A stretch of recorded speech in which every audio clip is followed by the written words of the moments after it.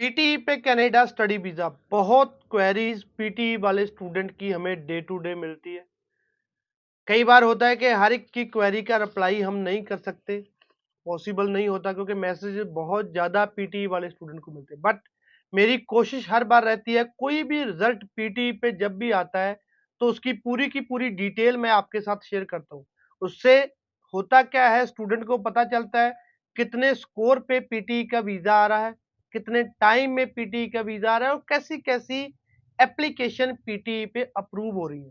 सो आज की जो एप्लीकेशन है, केशव मेहरा, इनका पीटीई पे स्टडी वीज़ा अप्रूव हुआ है, जो कि बीपीओ तारागढ़ पठानकोट के रहने वाले हैं। सो पठानकोट के इन्होंने, इनकी ओरिजिनल पासपोर्ट रिक्वेस्ट आप देख सकते हो केशव मेहरा की। इनकी एजुकेशन बैकग्राउंड की बात करें तो इन्होंने बीसीए 2019 में कंप्लीट किया, जो कि 6.95 इनकी सीजीपीए है, कहीं ना कहीं एवरेज इनकी परसेंटेज है। उसके बाद एज ए टेक्निकल असिस्टेंट का एक्सपीरियंस है 2019 से टिल डेट तक। स्टूडेंट पीटीई करता है, 66 पीटीई का इनका स्कोर है, जिसमें लिसनिंग में 73, रीडिंग में 55, राइटिंग में 68, स्पीकिंग में 67। क्योंकि पहला सवाल ही पीटीई वाले स्टूडेंट को आता है कि कितने स्कोर पे वीजा आया, तो इसीलिए मैं इंडिविजुअल मॉड्यूल में भी बता रहा हूं।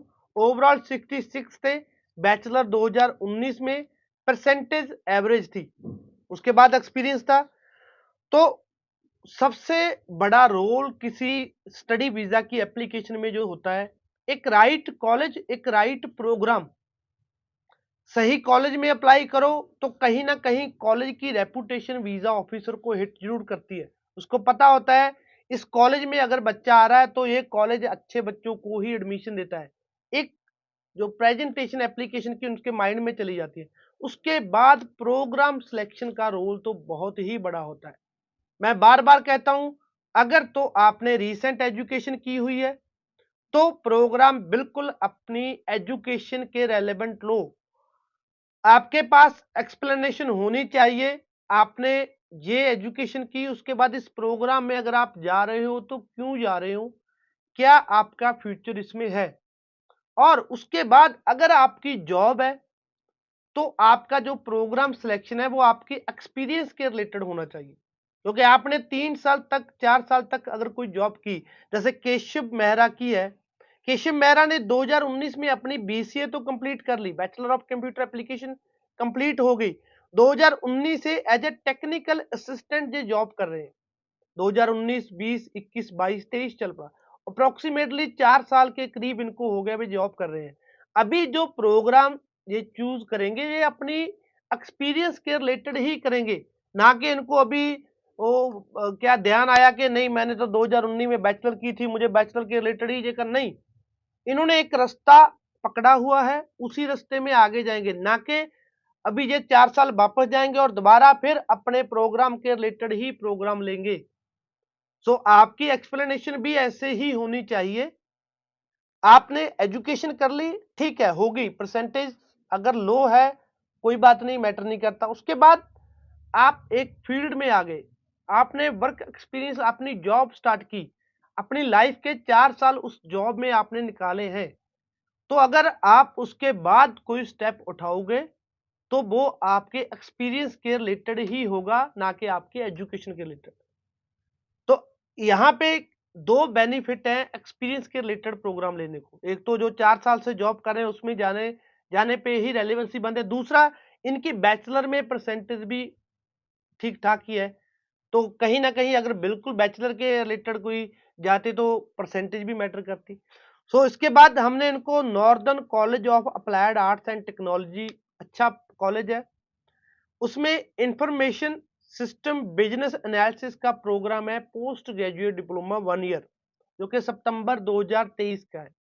तो कहीं ना कहीं इस प्रोग्राम को कंप्लीट करने के बाद जो आपका फ्यूचर आउटकम्स है या करियर अपॉर्चुनिटीज है वो इनकी प्रीवियस जॉब के साथ मैच करते हैं।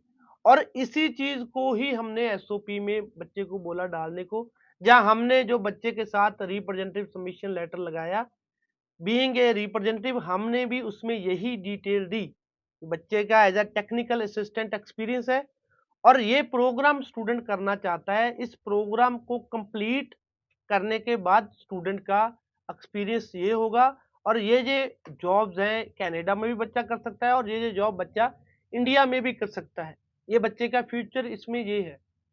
इस चीज को एक्सप्लेन करना होता है वीजा ऑफिसर को और जो आपकी एक्सप्लेनेशन है सबसे पहले वो जेन्युइन लगनी चाहिए। बहुत सारे स्टूडेंट एसओपी को बहुत कॉम्प्लिकेटेड बनाने में लग जाते हैं, बड़ी बड़ी वोकैबुलरी, बड़े बड़े शब्द नहीं। मैं बार बार कहता हूं एसओपी में आपकी राइटिंग किसी ने नहीं चेक करनी या आपकी लैंग्वेज नहीं देखनी किसी ने कि बच्चा कैसे लिख रहा है और इसकी लैंग्वेज नहीं। उसमें आपने अपना एक पर्पस ऑफ विजिट बताना है भी आपका पर्पस ऑफ विजिट क्या है, आप क्यों कनाडा जाना चाहते हो। और जितना वो जेन्युइन लगेगा उतने ही चांसेस ऑफ वीजा अच्छे होंगे। और बार बार मैं कह रहा हूं क्योंकि जो आज की जो डिसीजन है, जैसे इनकी बात करें 30 मार्च को इनकी एप्लीकेशन सबमिट हुई थी और 9 अप्रैल को इनको पासपोर्ट रिक्वेस्ट आई, यानी 10 दिन में इनका स्टडी वीजा की एप्लीकेशन पीटी पे केशव मेहरा की अप्रूव हुई। तो अगर शॉर्ट टाइम में डिसीजन आ रहे हैं तो जितना हो सकता है एसओपी को भी शॉर्ट रखो। ज्यादा लंबे चौड़े लेख लिखने से आपको वीजा नहीं मिलेगा।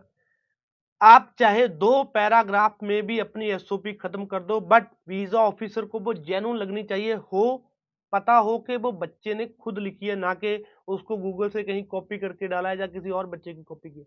जितना हो सके उसको सिंपल रखो और जेन्युइन हो।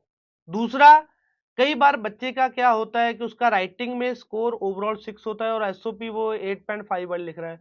ये भी कहीं ना कहीं वीजा ऑफिसर देखता है कि राइटिंग में तो 6 मतलब ऑन एन एवरेज, एक एवरेज स्कोर है, बच्चे की एवरेज राइटिंग है और ज्यादा अच्छी एसओपी लिखोगे तो वो भी कहीं ना कहीं आपको शक के घेरे में लेके जाती है कि इतनी अच्छी एसओपी बच्चे ने कहां से लिख ली।